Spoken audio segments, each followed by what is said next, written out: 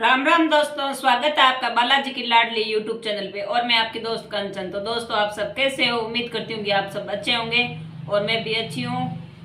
तो अभी मैं जिस बात के लिए यहाँ पर वीडियो बनाने बैठी हूँ वो टॉपिक आप सभी को पता होगा। आप सभी ने ये खबर सुन ली होगी कि बीकानेर में रतन बिहारी पार्क में जो लुधियाना मेला लगता है, गर्म कपड़ों का बाजार लगता है सर्दियों के मौसम में, तो उसमें परसों रात आग लग गई और बहुत बड़ा हादसा हो गया, जिसमें एक बुजुर्ग व्यक्ति जिनका नाम रमजान बताया जा रहा है, उनकी जिंदा जलकर मौत भी हो गई। तो यह बहुत ही दर्दनाक हादसा रहा, जिसमें कम से कम बता रहे हैं, अंदाजा लगा रहे हैं कि 1 करोड़ 1.5 करोड़ के बीच में नुकसान हो गया माल का।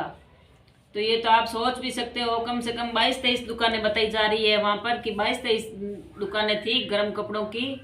तो आप सभी जानते ही होंगे और आपने भी वहां से रतन बिहारी पार्क से लुधियाना मेला से अपने लिए अपने परिवार के लिए गर्म कपड़े खरीदे ही होंगे।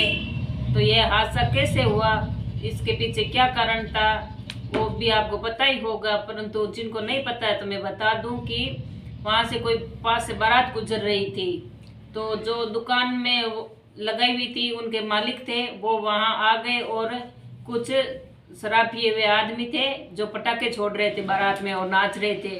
वो बता रहे हैं कि हमने उनको मना भी किया कि यहाँ पर हमारे गर्म कपड़ों का बाजार है, आप यहाँ पर पटाखे मत छोड़ो, परंतु वो नशे की धुत में उन्होंने उनकी बात नहीं सुनी और फिर वहीं पटाखे और छोड़ने लगे।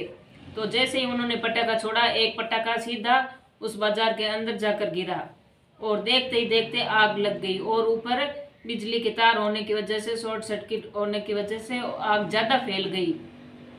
तो ये आग इतनी ज्यादा फैल गई कि एक जो व्यक्ति दुकानदार थे वो उसमें सो रहे थे, उनका एक पैर फ्रैक्चर था पहले से ही बताया जा रहा था, तो वो ज्यादा आराम से चल फिर नहीं सकते थे, तो वो जल्दी से उठ नहीं पाए और उनकी वहीं जिंदा जलकर मौत हो गई। तो आप सोच सकते हो कि हमारे जब हम खाना बनाते हैं तो गैस से जरा सा हाल जल जाता है तो कितना दर्द होता है। तो एक इंसान जो पूरा ही जिंदा जलकर दम तोड़ दिया, तो बताओ कितनी दर्दनाक मौत हुई होगी।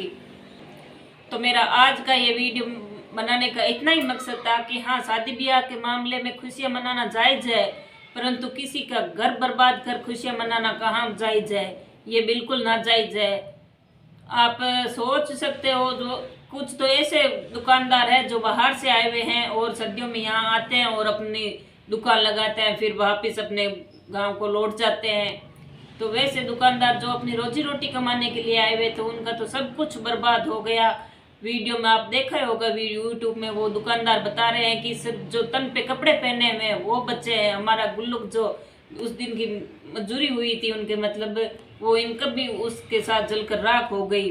पहनने तन पर जो कपड़े पहने हुए वह बचे और कुछ नहीं बचा। वो बता रहे हैं कि हम खाना और सोने के बिस्तर जो यहीं लगा कर रखते थे, खाना यहीं बनाते थे, हमारा सामान और सब कुछ जलकर राख हो गया है। तो उनकी मौज मस्ती तो 2 मिनट की मौज मस्ती थी और उन्हें जिंदगी भर रुला दिया जो रोजी रोटी कमाने के लिए आए हुए थे।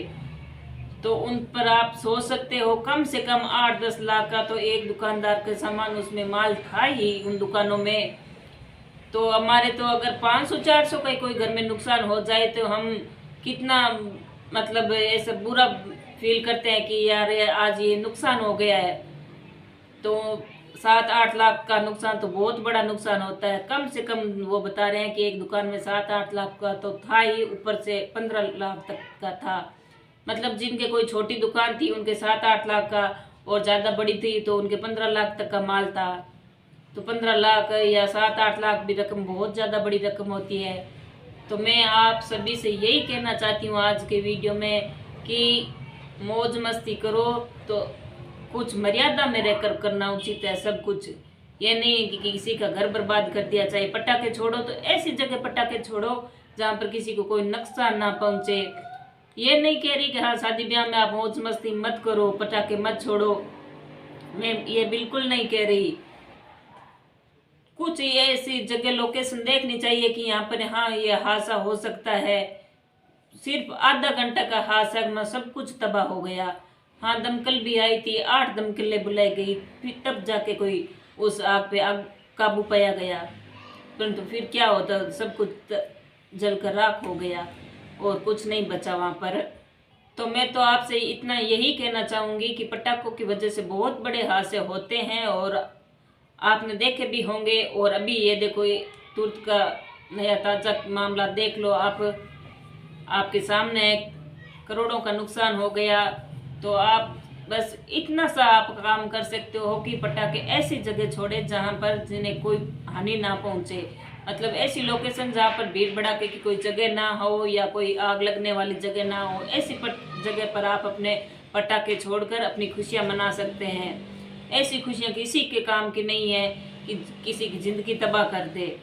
अब जो जिन्होंने पटाखे छोड़े आज उन लोगों को हर कोई बद्दुआ दे रहा है। जैसे मेरे को पता चली ये बात तो मैंने भी दिल से उन्हें गाली निकाली कि क्या क्या लोग थे, शराब के नशे में 2 मिनट लगे उनकी तो मौज मस्ती को, और किसी की कितनी जिंदगी बर्बाद कर दी, किसी एक की तो जान ही चली गई और कितने परिवार सड़क पर आ गए हैं। वो उनकी रोजी रोटी कोई जो थी सहारा था वो जलकर राख हो गया है। तो ऐसी किसी की बदल दुआ लेकर अपनी खुशियाँ मनाने का क्या फ़ायदा? कोई फ़ायदा नहीं है ऐसी खुशियाँ मनाने का। तो आप सभी लोगों से बस यही चाहती हूँ कि पटाखे अगर आप छोड़ो, मौज मस्ती करो तो ऐसी जगह पर छोड़ो जहाँ पर किसी को कोई नुकसान ना पहुँचे। जो वहाँ लुधियाना बाजार के दुकानदार हैं उनकी सरकार से, अभी प्रशासन से यही मांग की हुई है, जो भाई जिंदा जलकर खत्म हो गए उनके लिए 5 लाख का मुआवजा और उनके परिवार से किसी उनके बच्चे को एक सरकारी नौकरी दी जाए। अभी उनकी यही मांग है। उनकी मांग जायज़ है, क्योंकि प्रशासन अगर उनकी सहायता नहीं करेगा तो उनके घर की रोजी रोटी का गुजारा कैसे होगा, ये प्रशासन को देखना चाहिए। और वो दुकानदार भाई अभी बता रहे हैं कि हमें पीछे से माल देने वाले कंपनियां जो बोल रही है कि आप माल ले जाओ, अभी रुपए देने की ज़रूरत नहीं है। तो वो दुकानदार बोले कि हम माल ले जाएं कहाँ से? अगर हमें कुछ प्रशासन की ओर से मुआवजा मिल जाए तो हम दोबारा माल लाएं और अपनी दुकानें फिर से शुरू कर सकें। ऐसी अभी उनकी मांग है। तो उनकी मांग बिल्कुल जायज़ है और अगर उनकी ये मांग को पूरा नहीं किया गया तो उनके साथ बड़ी नाइंसाफ़ी होगी, क्योंकि उनकी तो कोई गलती नहीं है। वो बोल रहे हैं कि हमने उन शराबियों को बार बार बोला कि यहाँ पर पटाखे मत छोड़ो, यहाँ पर पटाखे मत छोड़ो, परंतु उन्होंने उनकी बात मानी नहीं। तो एक छोटी सी गलती का इतना बड़ा नुकसान हो गया। तो देखते हैं अभी प्रशासन उनके लिए क्या क्या करता है, क्या नहीं करता है। और अभी ये पीयूष लेकर आया है, मैंने फ्लिपकार्ट से फेस वॉश ऑर्डर किया था, ये मंगाया है मैंने। देखते हैं अब इसको खोलकर।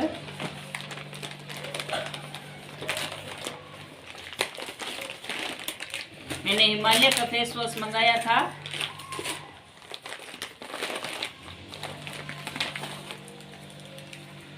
ये देखो, ये इसमें तो लीक हो गया, पैकिंग अच्छे से की हुई नहीं लग रही है इसकी। ये इसमें तो लीक नहीं हुआ है। ये देखो, मैंने तो 400 ml के 2 डब्बे मंगाए थे, 400 ml के, परंतु उन्होंने 200 ml के 4 डब्बे दे दिए हैं।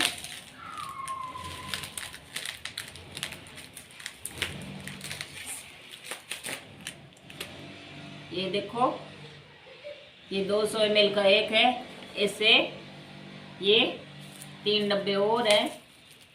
तो 200 के 2 4 हो गए ये डब्बे। मैंने तो 400 ml का एक डब्बा मंगाया था। कोई बात नहीं, कैसे हो, अपने तो 800 ml का फेस वॉश घर पर आ गया है।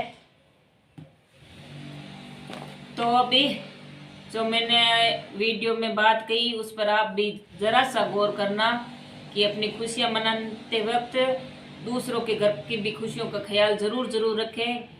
ऐसा नहीं कि अपनी खुशियों के चक्कर में दूसरों की खुशियों को भूल जाए। तो मेरा वीडियो बनाने का बस ये इतना छोटा सा ही मकसद था। तो अगर मेरा ये मकसद, मेरी इच्छा आपको पसंद आई हो तो मेरे वीडियो को लाइक करना, अपने दोस्तों के साथ शेयर करना और कमेंट करके बताना कि आपको ये मेरी राय कैसी लगी। और अगर अभी तक आपने मेरे चैनल को सब्सक्राइब नहीं किया तो मेरे चैनल को सब्सक्राइब करना। और मिलते हैं नेक्स्ट वीडियो में, तब तक के लिए राम राम।